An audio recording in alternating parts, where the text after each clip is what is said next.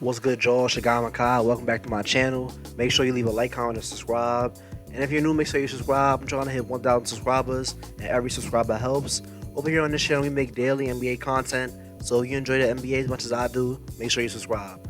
Today we're going to be talking about, a trade that recently went down a couple hours ago, and it happened, bright, fresh, early in the day. And the Los Angeles Lakers have just improved their roster. They just got Dennis Schroder for Danny Green in the 28th pick.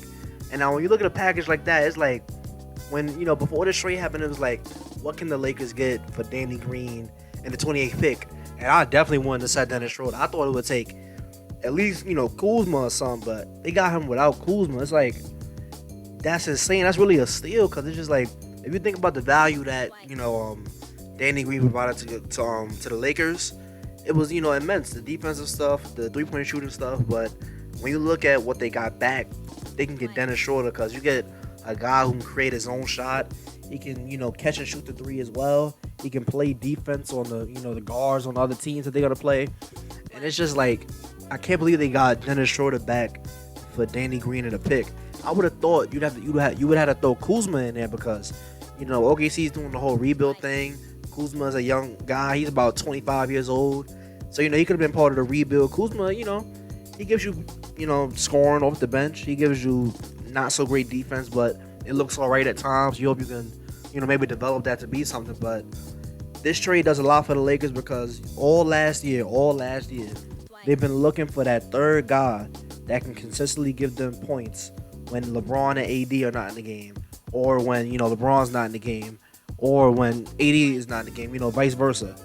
Dennis Schroder averaged 18.9, basically 19 points on, the OKC Thunder, in the three-guard lineup.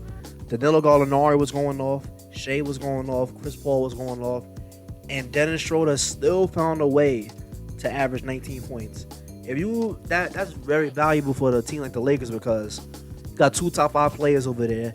If you find a guy who can find a way to score like that next to people who are better than him, that's very valuable. And also, Dennis Schroder can play defense. He can guard up. So he's not, people might look at him and be like, oh, what about the defense that Danny Green played? Another thing the Lakers are gonna do, it's coming up that they've targeted Wesley Matthews. Wesley Matthews is a great, wing defender, great shooter. He shot about 36% on threes this year, I think. Oh, another stat about Dennis Schroder. He shot 41% on catch and shoot threes. And when you play on a team with LeBron, you need to be able to shoot the three off the catch. 41% is pretty amazing for, catch and shoot three. So, this gives the Lakers an obvious third best player. Like, you don't have to wonder every night, who's it going to be, because last year it was just like, is it going to be KCP tonight?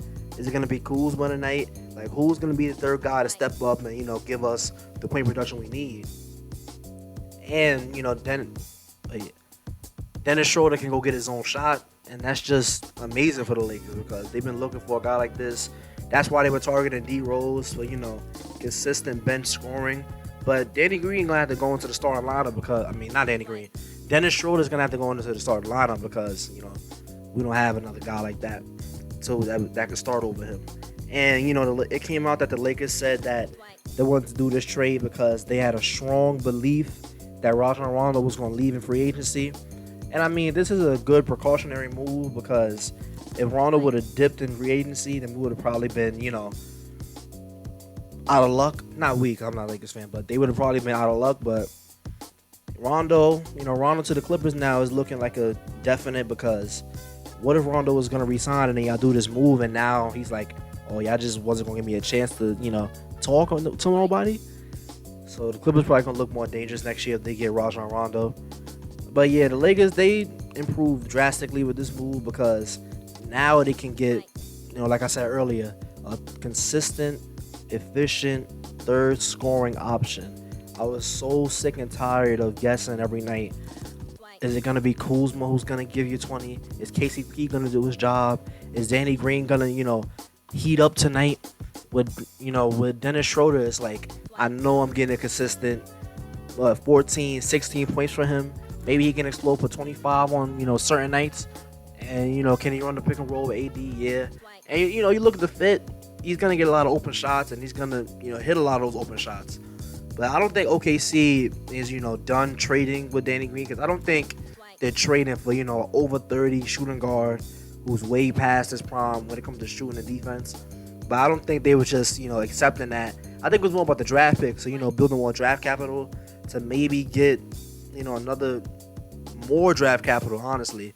So maybe you trade Danny Green somewhere, I don't know, like Dallas or something. Like you trade him there, you get more picks, and Sam Presti's a smart guy. I know he's not. This trade looks stupid on face value, but I know he's not just settling for Danny Green and the 28th pick, and then that's it. Like you just accept Danny Green, and with Kuzma, it really makes you think about the trade value of Kuzma, because if Sam Presti is turning that down, he's like, nah, we don't need Kuzma.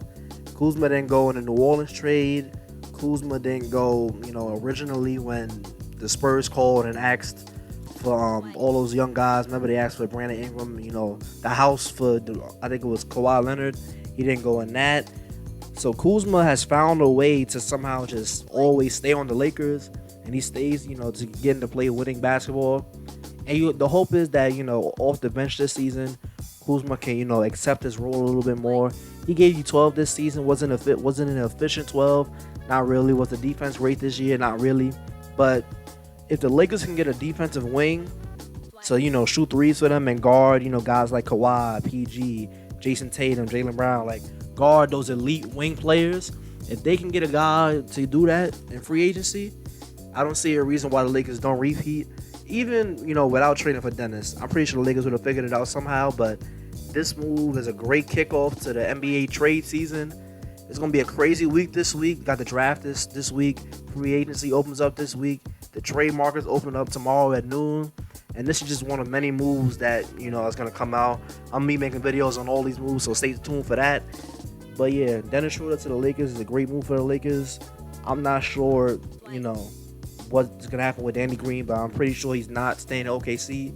But I like this move for the Lakers. It's a great move for the Lakers. You get that third consistent scoring option, like I keep saying, and it's just really exciting to see, because finally the Lakers have a definite big three. And not saying that Dennis Schroder, Braun, and AD is some big three, but you have a third guy who is what Kuzma was supposed to be. Because originally Kuzma was supposed to be the third guy. Like when they kept him in the New Orleans trade, it was like, oh wow, so Kuzma gets free reign, doesn't have to play with Lonzo and BI, and he can just do his thing. But now you have a definite third consistent scoring option. And I think for the Lakers, that's really, it doesn't seal up a repeat, but it definitely strengthens their chances. And all they need to add is a 3-and-D wing, looking good. And re-sign their guys and all that. But if you stay to the end of this video, thank you. Don't forget to like, comment, and subscribe, and I'll see you on the next one.